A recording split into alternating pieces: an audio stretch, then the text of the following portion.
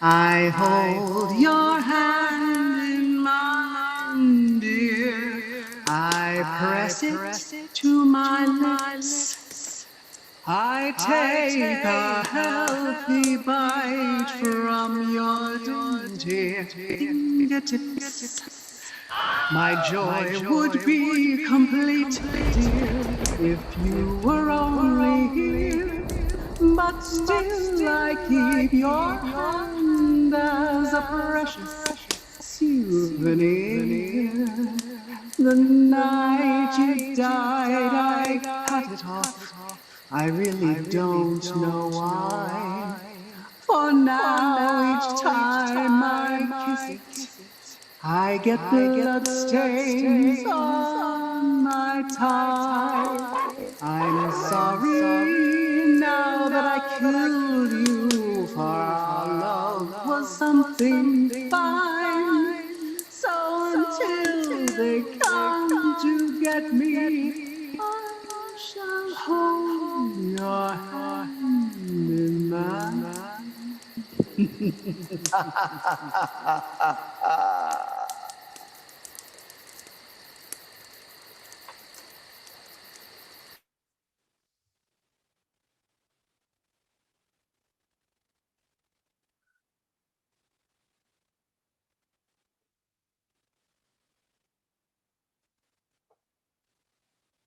Hello? What was that? Can you speak up? My hearing's gone lousy lately. You set up camp down that way? Oh, your fire's gone out? Yes, yes. I'm sure I have a spare matchbook somewhere. Come.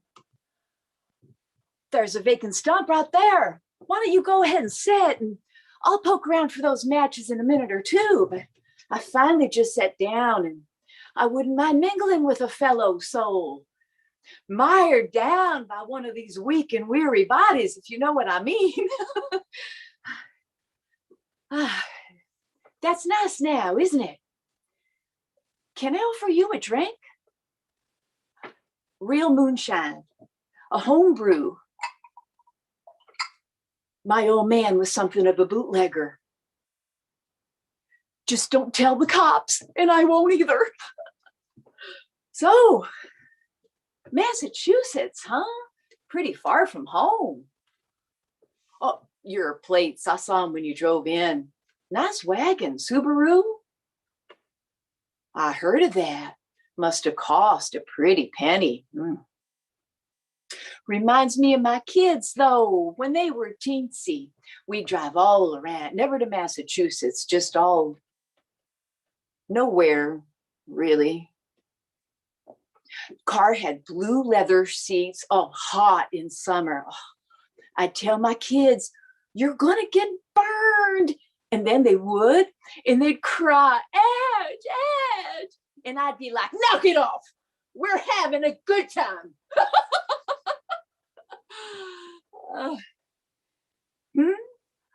No. No one else here, not really. And mostly just me. Kids are all gone. I like the solitude. Winter's not easy, but the camper holds up.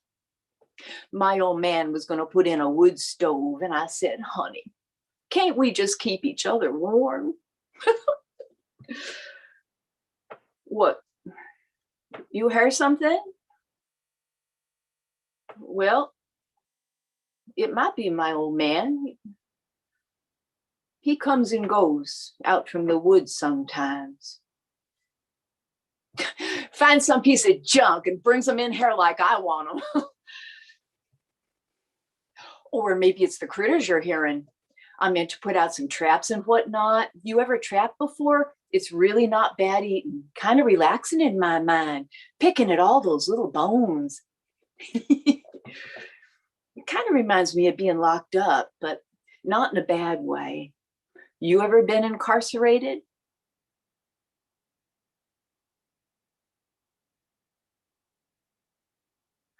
Well, it was just the one time, and not for anything immoral or anything like that.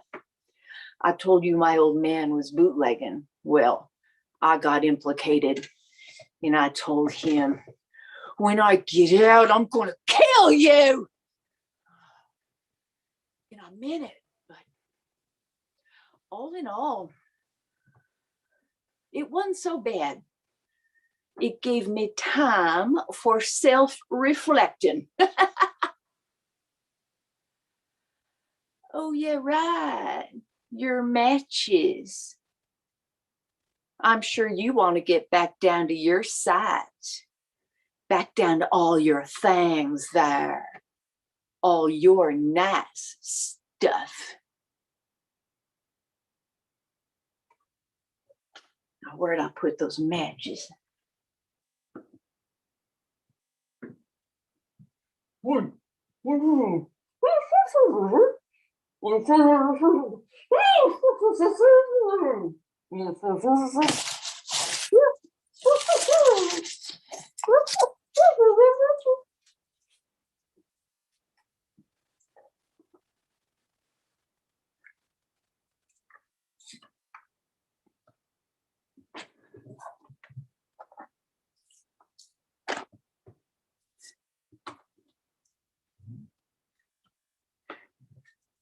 Now, here's your fire.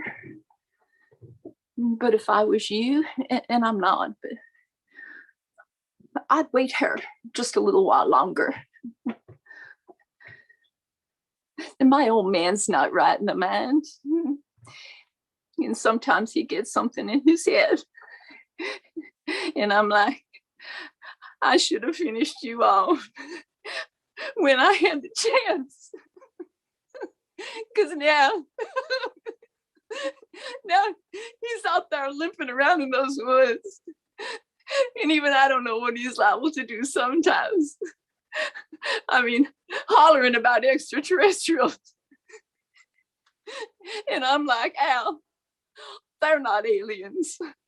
They're just people looking for a place to spend the night. No, don't go yet. It'll just be a little while longer before he calms down. I can get you another drink, something different. Coffee, water. Maybe you're hungry. I got something, I think. No, you really shouldn't go yet. This is all my fault. Please stay. Please.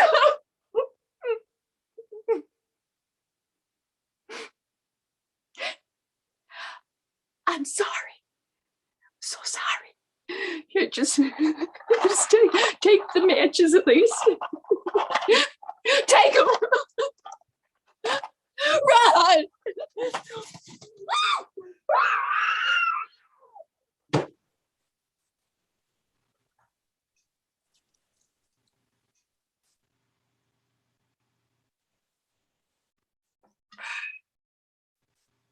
Hey, I'm Dr. Frankenstein. Yeah, that Dr. Frankenstein. Oogly boogly, so scary. I've been drinking, yeah. Little of this, little of that. Might even say I'm drunk, but hey, who wouldn't be? I mean, and let's get something straight. I am Frankenstein. Not that thing I made. I hear people saying, I'm going as Frankenstein. And do they show up in a lab coat with a stethoscope around their neck? No, they come like they're the monster. That is not Frankenstein. I'm Frankenstein. His name was Gary. Gary the monster. Didn't sound too scary, does it? Of course, the monster bit came after, well, you know, all the killings and shit. Woohoo! That was a time, I tell you. Made a body feel so alive, no pun intended. Yeah. They say Frankenstein like we're the same. Not. Does anybody ever think how I was affected by the whole thing? Not. I got this thing groaning and moaning around my lab. Yeah, I was happy it worked out. But what the hell now? Then he gets out And I got the town people with torches and shit at my door, trying to find him and get them off my back. Oh, and my fiance has dumped me. Wasn't that the truth on the shit Sunday? And it wasn't just that night. Nobody knows what went on before, trying to make that thing presentable to society. Forget about it. You ain't seen nothing until you see Gary trying to eat cottage cheese. Oh, disgusting. God, man. Don't chew. Just swallow, for fuck's sake. Half just fell out, and the rest I watched being masticated in that gaping maw of his. Do you think I could get him to chew with his mouth closed? No. And when I tried, he made this gloppy wheezing sound because he couldn't breathe right with his mouth closed. And oh my God, cottage cheese even came out of his nose.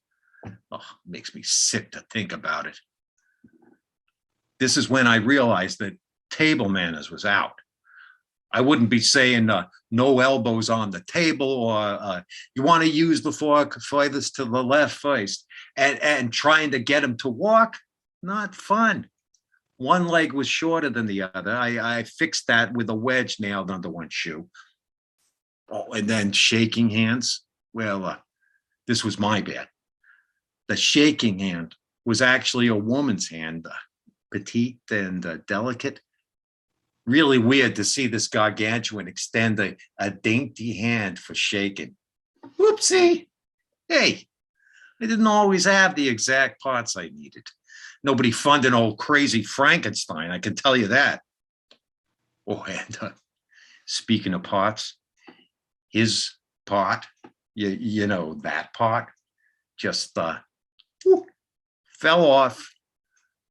I don't know how, I don't know when, but one day I just go in there, and on the floor is, as we say in the medical profession, his ding ding.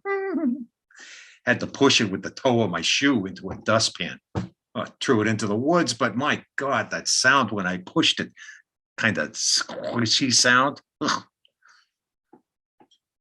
I tried to waltz with him.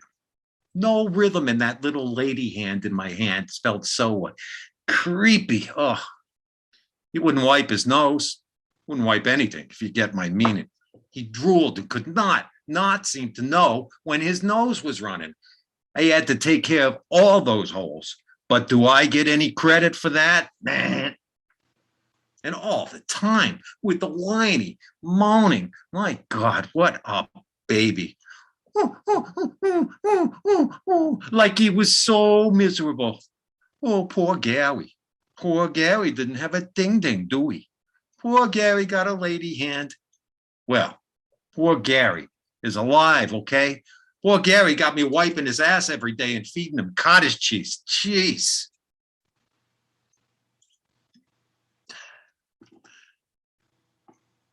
Well, after that night, you know, murder, mayhem, blah, blah, blah. I think I got to go a different route.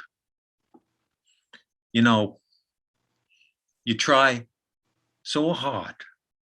You work so hard to try to make something for the world. I'm an artist, okay? I sewed dead body parts together and made it work. Well, kind of walk, but you get it. And was anybody there for old Frankenstein? No. Did they name a library after me? Am I on TED Talk? And I don't mean to beat a dead horse here, but what a stupid phrase. I mean, why a horse? No need to beat a dead dog either. But anywho, I am Frankenstein, not Gary, okay? I created Gary. He's the monster. Gary the monster. But I'm thinking, for my first try, maybe I was a little too ambitious. Maybe start smaller. And maybe don't sew parts together from different bodies. Just one body. One small body. You know what I'm thinking? Shh. It's a secret. I'll just say, no need to beat a dead baby.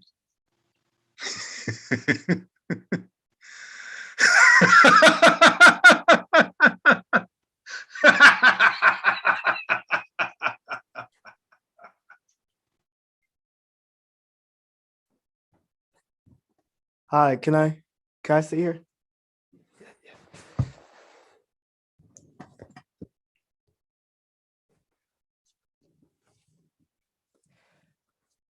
Wait, no one here's been asking about me, right? No? And you're not hearing sirens.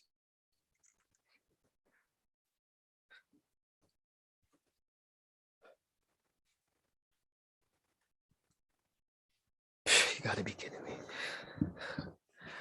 What are y'all doing out here anyway? You telling stories? I'll tell you what brings me out here. It's him. I swear if it's him making those sirens. Are you sure there's no one else around here? Do we know each other? No. But you can see me, right? I know that's a weird question, but if you had the day I had, I'm glad I found you guys though. Friends or strangers, or strangers we once knew, something like that.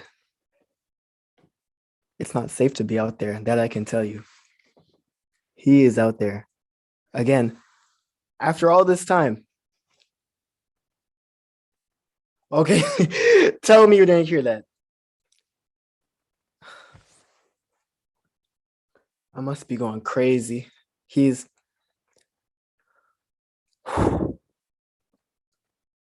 Let me tell you what happened. So this morning, out of the blue, he connects with me, messages me, Chris, you're such a nerd. Gator is for old people, dude. He writes this to me after 15, 20 years. I mean, he haunts my dreams on a regular basis, but I haven't actually heard from him in all this time. And he's right back to giving me crap like we're still in middle school. But it's nothing, right? Just a little tease, you're thinking, sure. But he was the kind of kid who gives you a wedgie and then laughs and says, did I hurt you? Did I get you deep? And then he slaps you on the back like you're just the best of friends. So now, years later, he's writing to me on Gator about what a nerd I am for being on Gator, catching me off guard like he always did. But of course, he is on Gator. And he starts posting old photos of me. I didn't even know he had them. Me with a bad haircut my mom gave me. Me with a stain on my shirt from the oily school lunch we had that day. Me with acne. He writes caption contest. And people I haven't seen for years all make fun of how I looked in 7th grade. But it's still all in good fun though, right? Then late this afternoon, early evening, whatever, it's getting dark. I'm still at work waiting for late meeting to start. All of a sudden, he breaks into my work email, sends a message to the whole company about all these embarrassing things I supposedly did in middle school to girls, to boys, to myself. And I see he's still online, so I do an e-call and his face pops up. Yes, can I help you? He says hamming it up for some reason. And I say, wait, where are you? Because I have a fern at my house just like that. And I'm like, wait, is that my house? Are you at my house? And he's like, what are you talking about? Smirking the whole time. And this is not good. This is really not good. So I leave work. No one misses late meeting ever. But I'm running out in the middle of it. And I'm already in trouble from this whole email thing. It's dark when I get home. He's at the front door standing with the glow of the living room behind him, and he blocks me from entering. What? This is my house. This is my life. But I see the way the officers look at me when they pull up. I see the way he walks down the front steps, my front steps, and approach the cruiser. Thank you so much, he says to them. I didn't want to come to this. If they just left us alone, I would have dropped the whole thing. The officer in the driver's seat laughs and shakes his head, rolls his eyes and smiles, and I know it's lost. So I don't wait for them to get out. I run down the street, past the candy shop, past the comic shop, past the candy store, all that stuff. I'm running through the vacant train lot, and then along the tracks where it's all deep shadows and rusted iron, my phone buzzes. I'm thinking, oh, it's him calling to say, it's all just a joke. Come back. Of course it's your house. Of course it's your job. Of course it's your life. Everything is yours. But no, it's a text with a video attachment, one of these optical illusion things where you stare at the spiral for 2 minutes, and then when you look away, you see a guy you knew in middle school laughing at you, and then my phone crashes. Complete black screen. I try to restart it to at least be able to use the flashlight app because it's so dark down by the tracks. I can barely see, except for these damn shadows everywhere. But it's completely dead, and everything with it, my photos, my contacts, my credit card info, everything is just gone.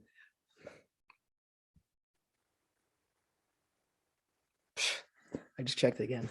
Still doesn't work. So now I got nothing. I got nothing. Jesus. I swear he's here. I know he's not. He's not, right? But I swear. Okay, that is sirens. Definitely. Tell me you hear that.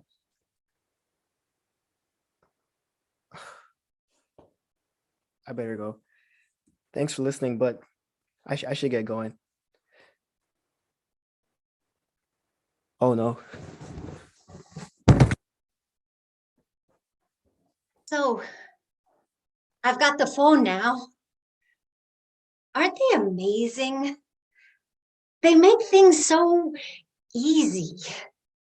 Like sending your mother-in-law a music box with her favorite song from Wicked. Or showing someone how much you love them.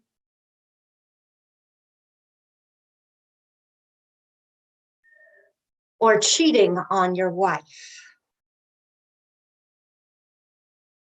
A kid brought it by a few days after.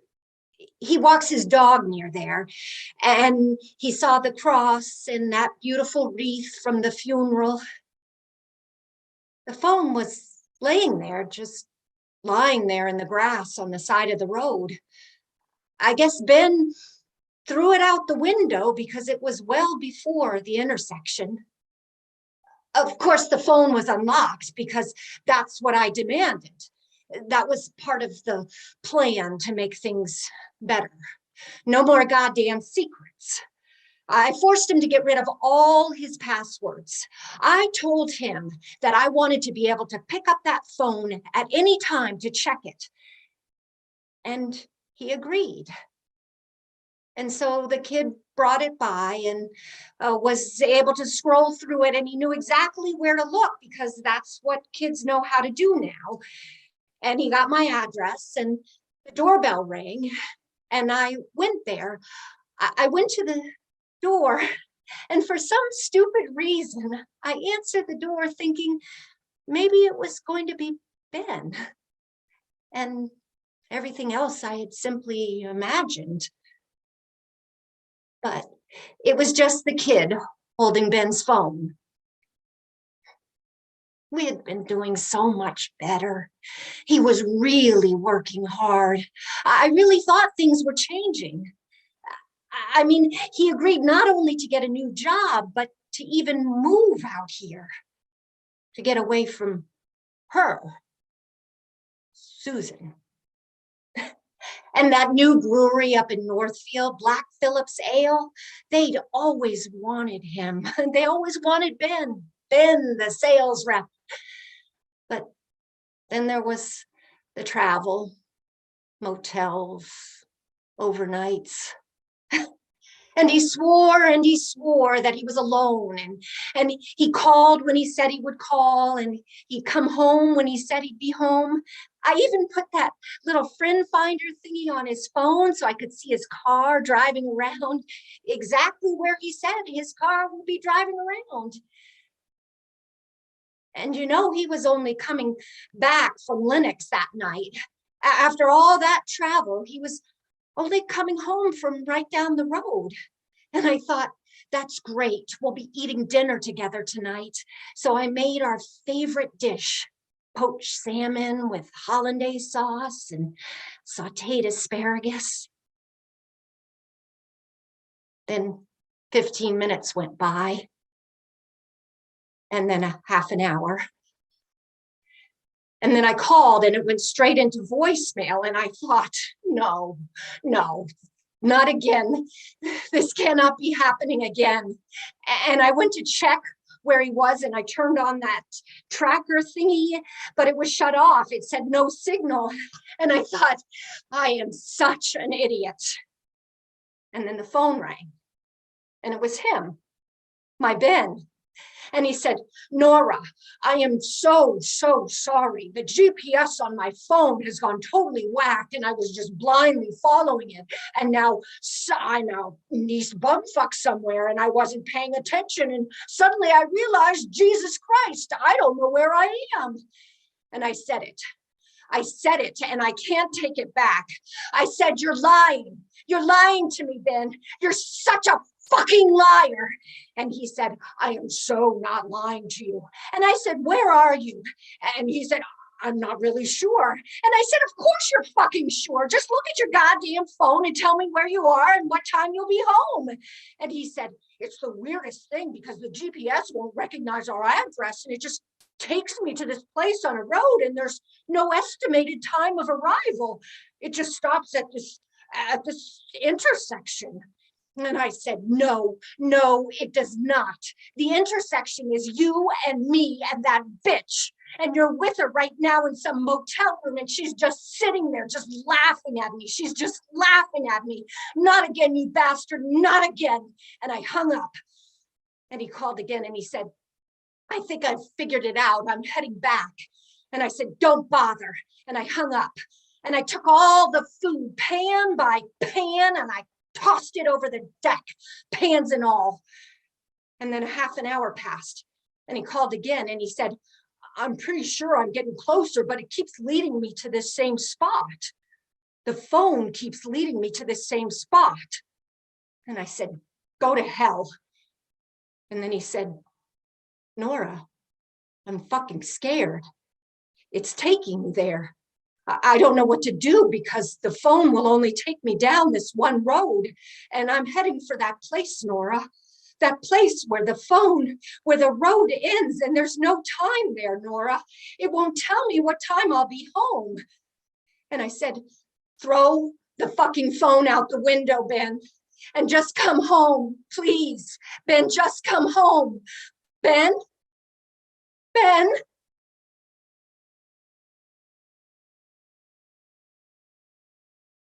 And that was it. There were no skid marks, no sign of any other vehicle, just Ben's car, one half on the north side of the tree and the other half on the south. And it was a bad corner without any lights or a guardrail or even a sign. And the neighbors say it happens there every few years. Nobody does anything about it. And she just disappeared. Didn't come to the funeral. People said maybe it was too much for her. Maybe the grief was too much. Or maybe she had something to do with it. And then I got the phone, and Ben's road ended exactly where it said it would. And now the time of arrival doesn't matter to Ben. And now I know how the story ends, because at the bottom of the map, there's that little bar that says done. And when I got the phone, I pressed it. And now I've got her. I've got her. Hello? And I've got the phone too. Ben? Look. What's going on, Ben? Are you there? God, please help me. Help me.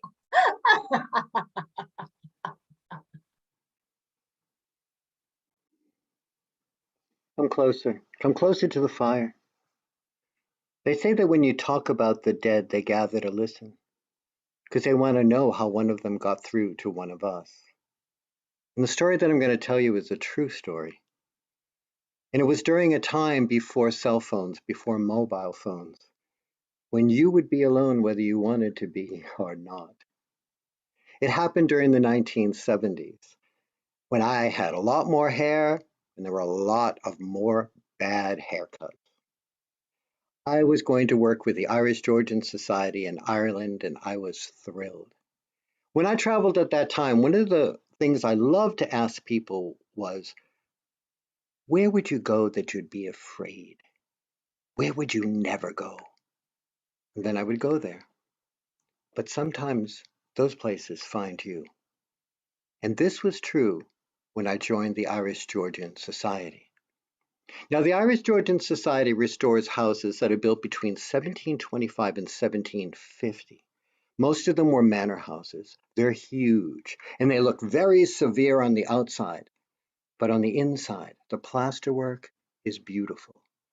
On the ceilings, crenellated, where the wall meets the ceiling. It's kind of like a cream puff. It's hard on the outside, but inside it's all creamy. So I was hitchhiking to meet the coordinator of the volunteers, whose name was Brian Malloy.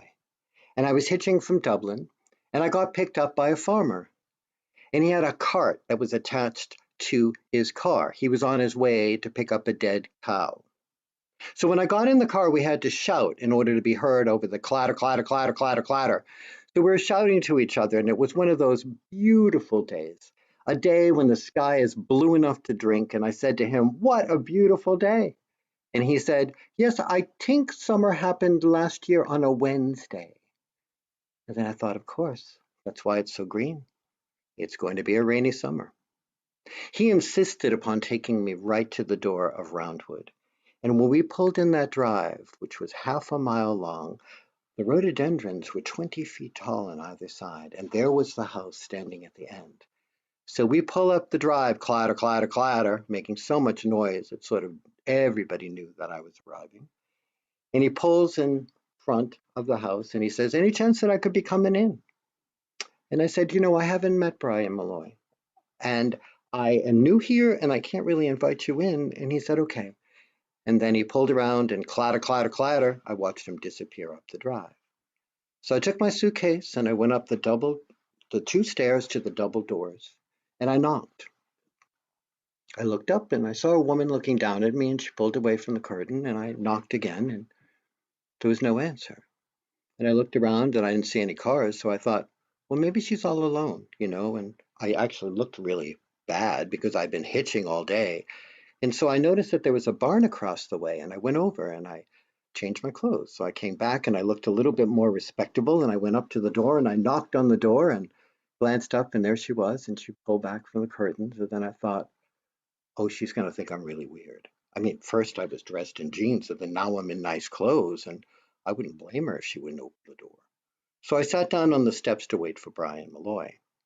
Well, Brian comes pulling up the driveway, and as he's parking, I jog over and I say, "Brian, I hope I didn't, scare the woman who lives in your house." And he said, "What are you talking about?"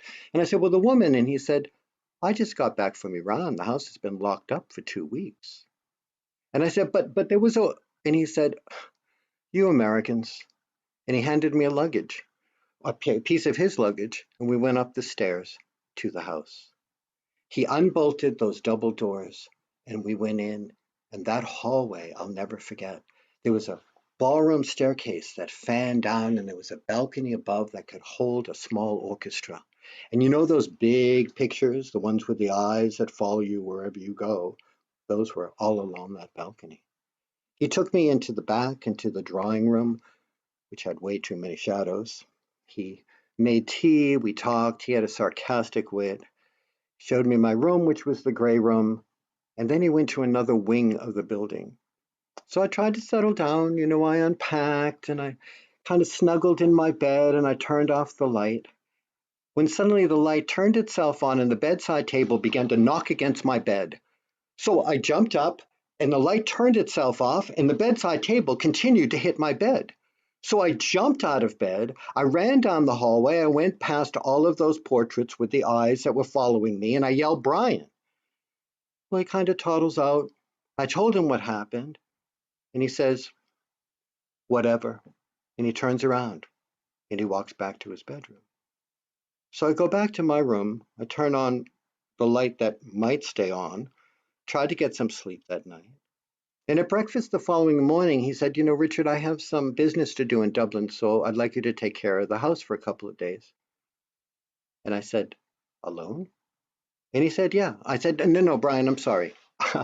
I'm afraid. I know it's silly, but I don't want to stay here alone. Can you get someone to spend the night with me? So he rolls his eyes and he goes to the telephone that's in the hallway. He comes back and he says, I can get someone for tomorrow night, but not for tonight. And then he gets in his car and I watch it go down that long drive and out of sight. So I went up to my bedroom in order to get something to read, when I hear what sounds like a sideboard full of dishes falling, crashing, breaking everything. It's daytime. So I go through the house, the study, the drawing room, the dining room, the kitchen, 8 bedrooms, all with private baths, and I can't find anything that has fallen or that can account for that sound. Luckily, Ireland is a little bit further north than Massachusetts, so the sun doesn't set until around 10:30. So I decide to build a fire in the study. You know, it's one of the smaller rooms. It's cozy, it's pretty, and I have the 2 dogs with me. Brian had 2 small dogs. So we're cozy by the fire, and the fire is crackling, and all of a sudden, on the door of the study, I hear knock, knock, knock. The dogs get up, their hair standing on end, whining, backing away from the door. So I get up, I turn the handle, there's nothing there. So I go out onto the main hall and I unbolt the double doors thinking someone might be outside. I push open those doors. The dogs go howling off into the night, leaving me alone on the steps of this house, and there's nothing outside. So I call the dogs, I call the dogs, and they come in. And I turn on every light that I can find. And I go upstairs, past those big portraits with the eyes that are watching me, into my room, turn on the lights, and all night the dogs are whining and looking at a corner of the room at something that I cannot see. And finally, dawn comes. Well, people did come the next day. As it turned out, one of the men happened to be the Marlborough Man of Ireland. I saw him on every poster on the way there. And the other, his friend, custom-fitted corsets for women at their homes. You can't make this stuff up. Now, Brian liked to make fun of me. So when the other volunteers came, he would tell my story mockingly, but 2 of the other volunteers pulled me aside and said, listen, we couldn't sleep in our rooms alone. When we were here at Brownwood, we heard screaming. Brian said that it was fox barking, but we grew up in the country. We knew what they sounded like, they said. So I stayed with the society. We went to other houses with bigger stories. And then at the end of the summer, I left the Georgian Society and went to stay in one of the cottages on an estate that we had helped restore. And when I was there, I heard that Brian Malloy had killed himself in front of Roundwood. When a party was in full force with all the lights on and everybody reveling, he pulled his car in front, he took a hose, ran it into the car, and was found there in the morning. I went upstairs in that gardener's cottage to use the bathroom. And when the toilet was flushing, I turned around and Brian Malloy was standing right in front of me. And he said to me, "You're the only one I know who believes in this shite. I'm really sorry." And I said to him, yes, you were an asshole. But Brian, you need to go wherever it is you were intended to be. And it was the strangest thing, because he was standing as tall as me, but it was as if he shrunk and then was pulled down what looked like a tunnel, and then he was gone. And when I walked down the steps, my friend, who was downstairs by the fire, looked really frightened. And she had seen a face superimposed on a portrait next to the fireplace, which was the face of Brian Malloy, at the same time that I was talking to him upstairs. Well, the Irish Georgian Society sold that house. It's now a bed and breakfast, and TripAdvisor gave it a 5. And I suggest that if you stay there, ask for the gray room. And I don't think that they'll charge you extra if you have an unexpected guest.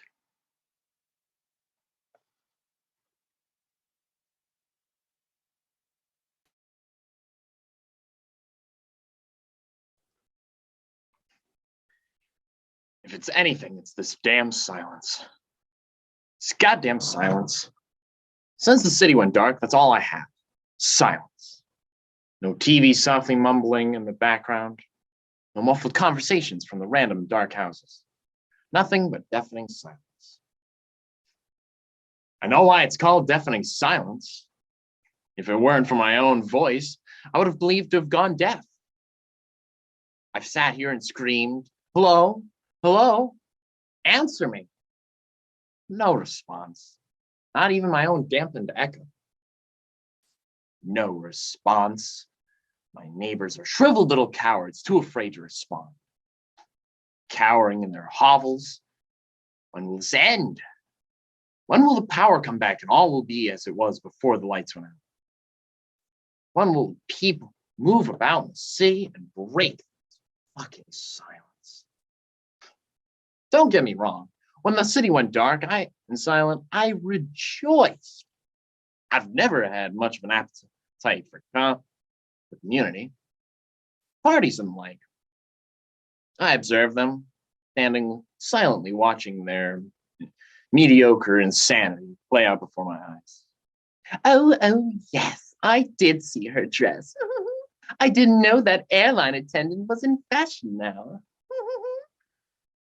What a waste of breath that woman is. And she has so much wasted breath to share. So often I become fixated on her earrings. They were always diamond. Or some kind of fake crap looked like that. I can't tell the difference.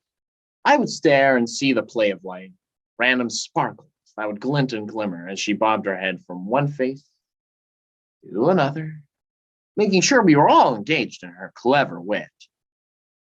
She needed diamonds.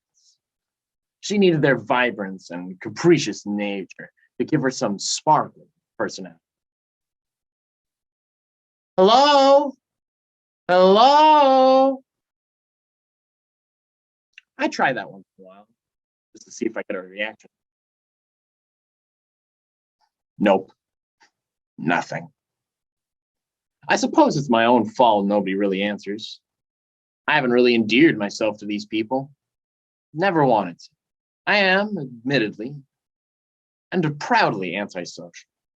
Though for being so antisocial, I have attended several of their gatherings, having passed among them, nodding with a smile, passing from room to room, catching bits of conversation from various groupings of people. Well, of course she was talking about her garden, but she said to me, get this, she said to me, did you fill my hole? Yes, I know. She had no idea. Oh, wonderful, a sexual innuendo. Get it? Get it? Yes, I got it in the 7th grade. I was once at the Bladens. Oh, Lord. There's a work of art, Mrs. Bladen. Hey, I'm here. Help! Somebody help me, please.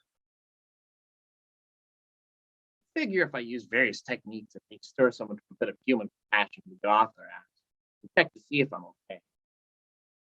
That technique is maybe something's wrong and they need help technique.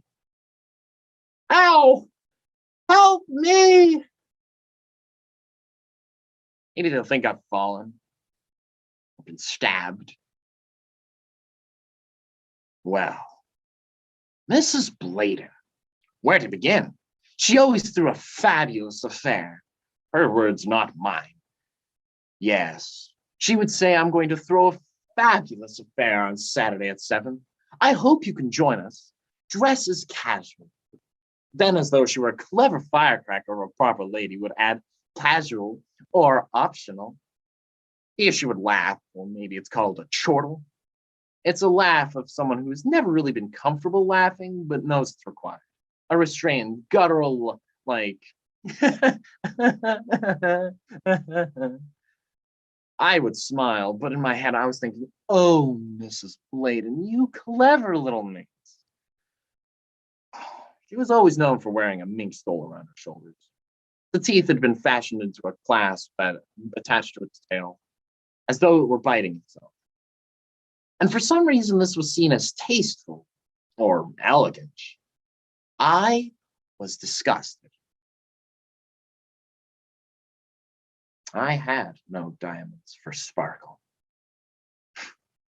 I'm here. I'm here. Do you hear me? God, fucking silence. Nothing, nothing, nothing. What do I have to do? God, this is fucking crazy. I don't even know my dreams from waking ones. I went through a wall, right through the damn wall, right into Mrs. Bladen's house. I tried to wreck the place, tried to clear the mantle of crystal, but it wouldn't budge. Everything was glued down. Then I fell. I fell backwards, tumbling backwards to here, to this nowhere place where a fire burns and there's no sound to give balance. I don't remember waking from this dream. I don't remember waking. I'm here. I am alive. Oh, I am alive.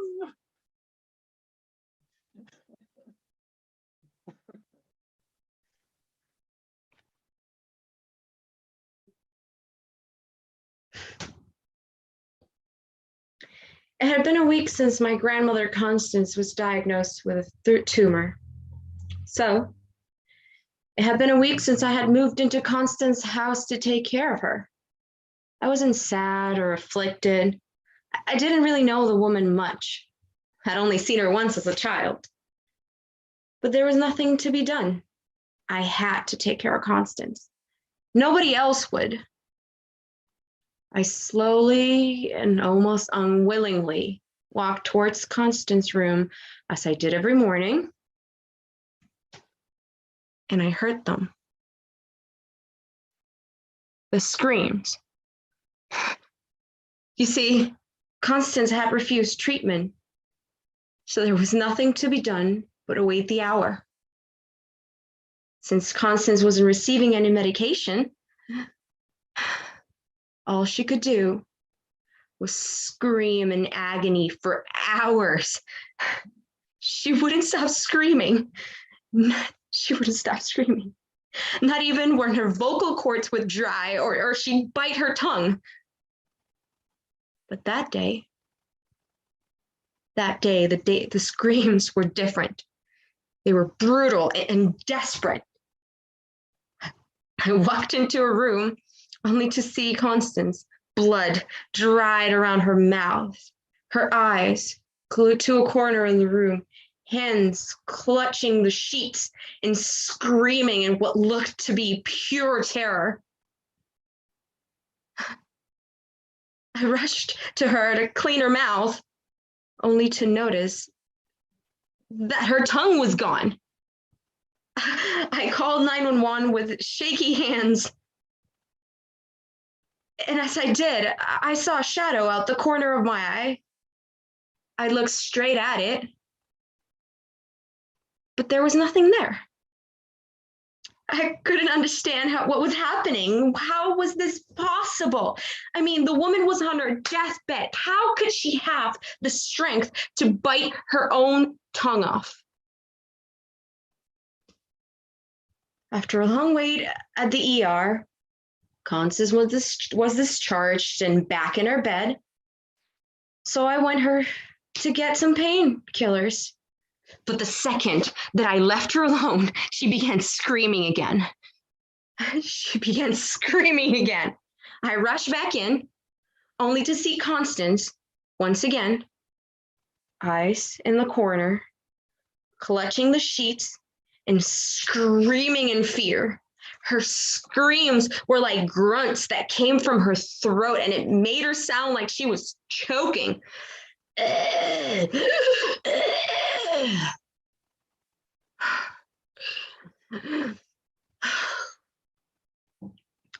I decided to give Constance some sleep medication.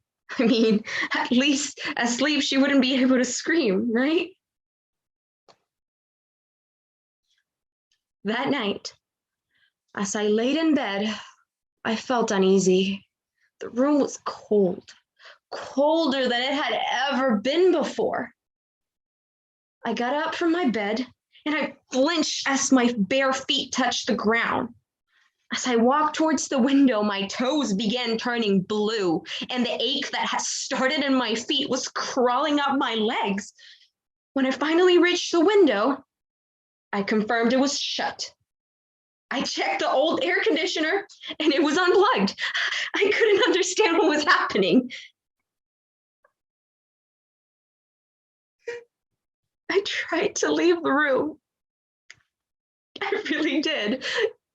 But it wouldn't matter how hard I pulled, the door wouldn't open.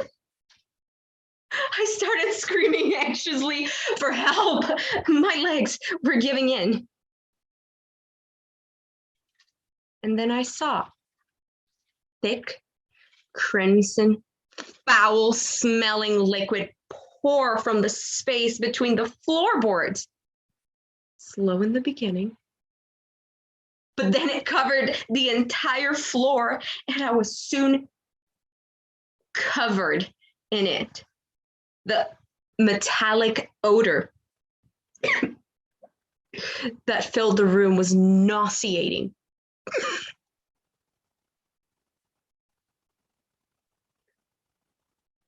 And I woke up, completely terrified and hyperventilating. Had it been a dream? I rose from my bed slowly. My legs were shaking. And I walked towards the kitchen to get a glass of water. But as soon as the cold rim of the glass touched my lips, a shiver ran up my spine. A foul odor was coming from the hallway. It was coming from Constance's room. I walked towards her room and I opened the door, only to see Constance. She was dead. Blood dry around her mouth, with several flies coming out of it. Her cheeks were hollow and her skin was blue, and her eyes had completely turned as if there was no pupil in them at all. I rushed out of the room, feeling sick to my stomach, and I called the authorities. When Constance's corpse was removed, I let out a breath I didn't even know I was holding. I walked towards the chair in Constance's room and I sat. It was cold, a little too cold, but I was exhausted, so I ignored it and I fell asleep. I dreamed of Constance that night. I saw the old lady in her youth, a beautiful woman who wished nothing more than to be famous.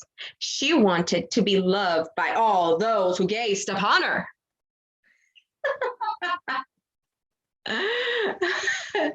But life had other plans. Life had other plans. Her dream was fading away, and she couldn't have that, could she? She was desperate. She had heard the old tale about a crossroads demon, so Constance made a deal. Fame and glory in exchange for her life and the life of all those women in her family. In my dream, I saw a shadow in the car that my mother had died in, and then again in Constance's room right before she died. I woke up anxious and unsettled.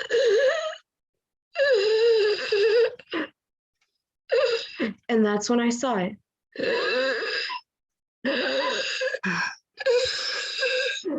Right in front of me. The shadow. It had come for me.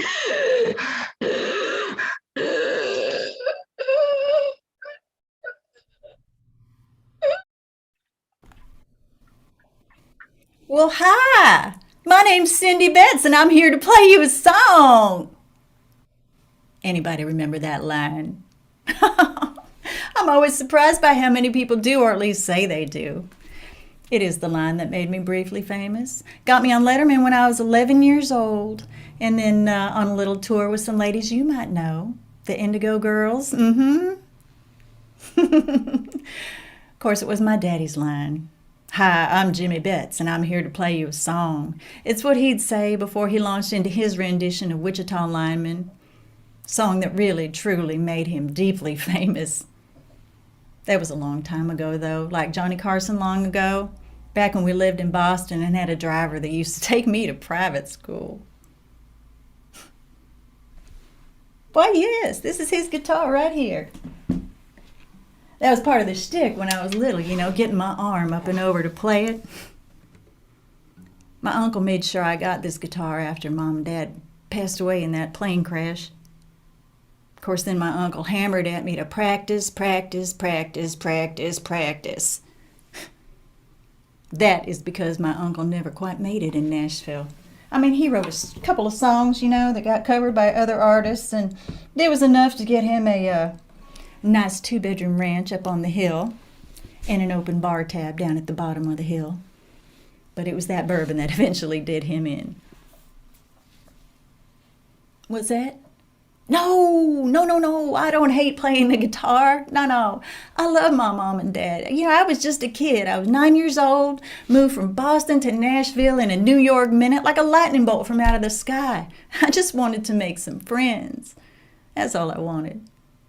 But Uncle Greg, boy, oh boy, my Uncle Greg. So this one night he comes in. He's drunk as a skunk. He wants me to play Wichita Lineman. And I want to do a good job for him. I really, really do. But it's a disaster.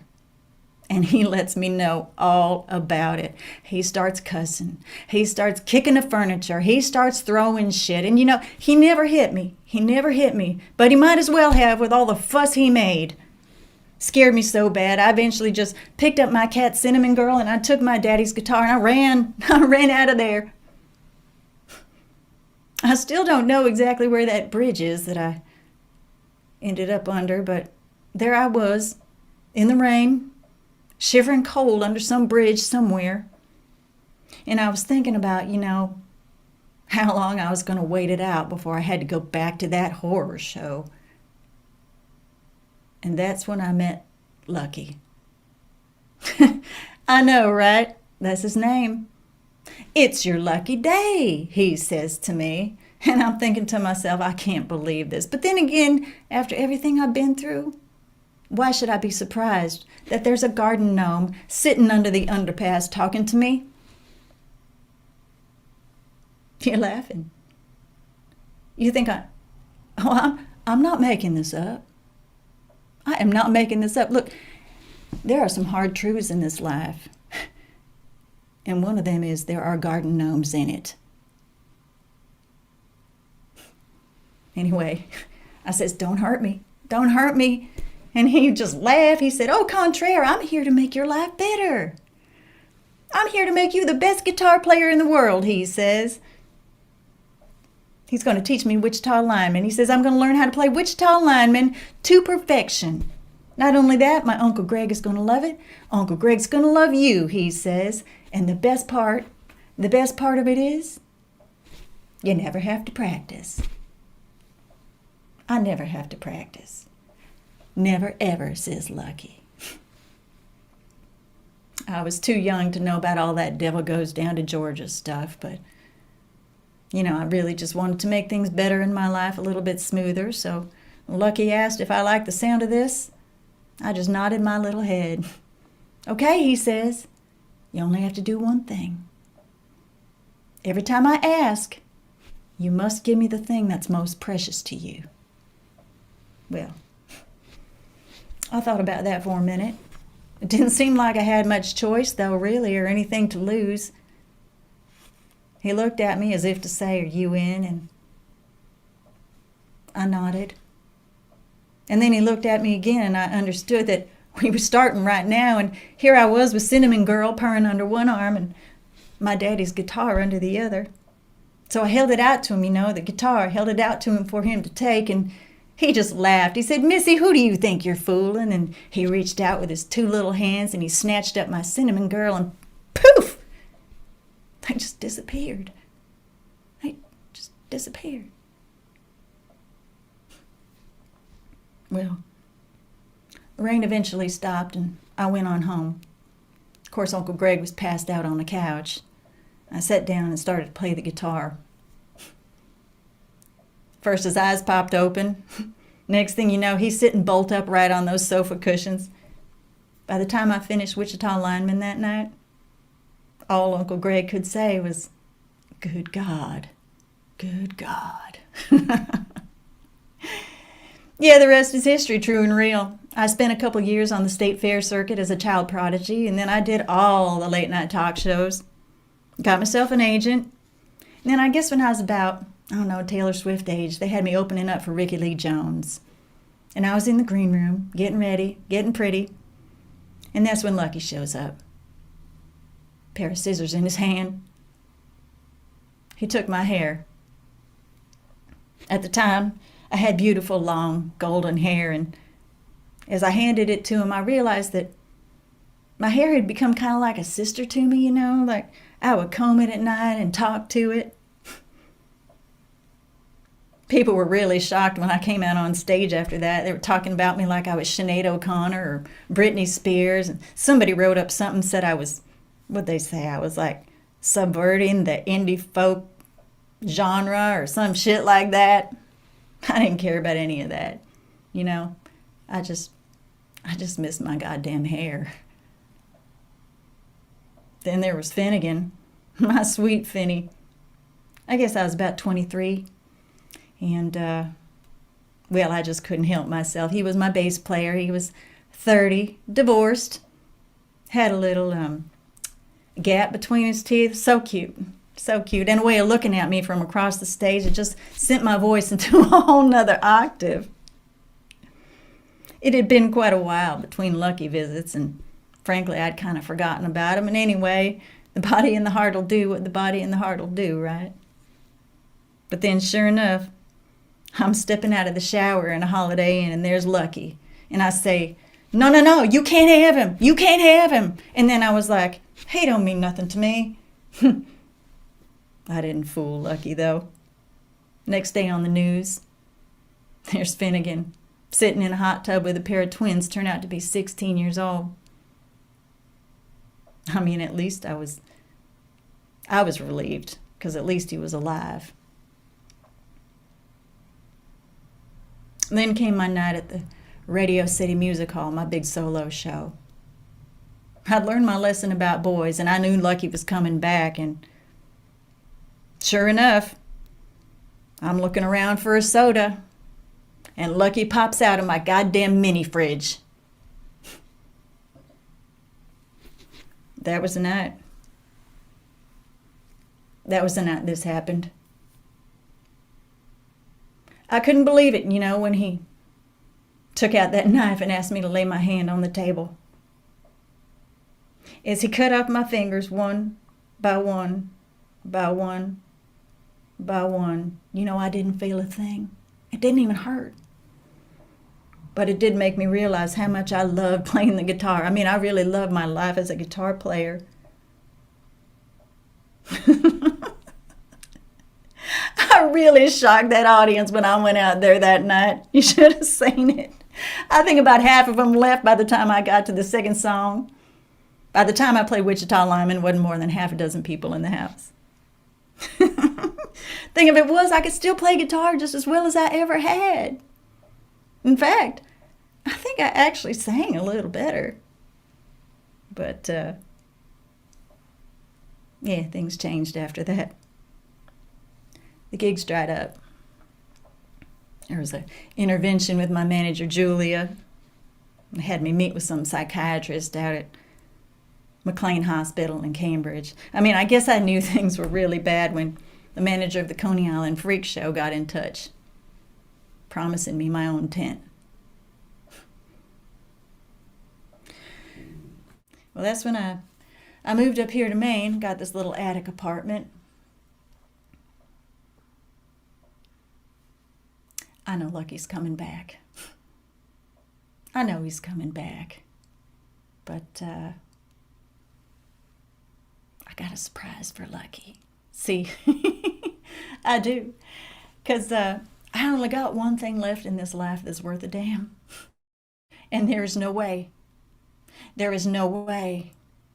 I'm going to let that nasty, nasty little gnome take it from me.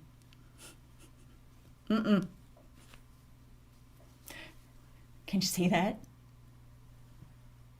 Can everybody see that?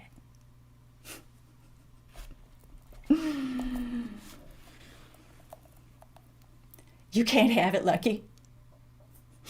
You cannot have it. This time, it's all mine.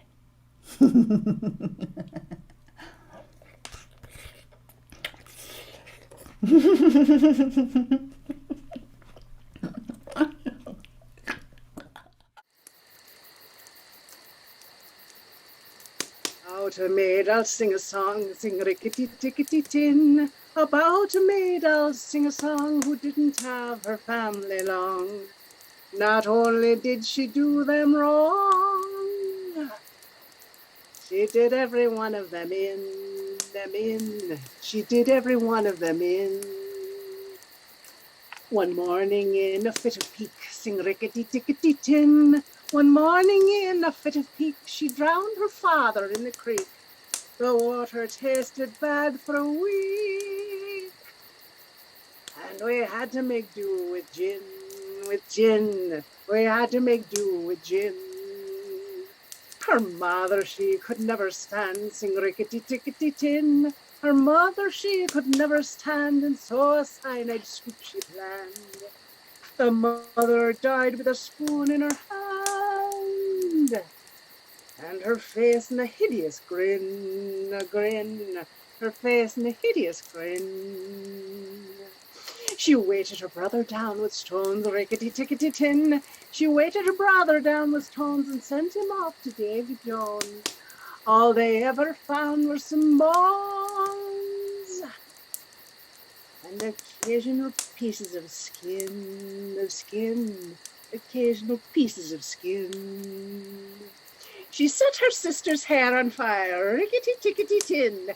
She set her sister's hair on fire, and as the smoke and flame rose higher, danced around the funeral pyre, playing a violin, playing a violin.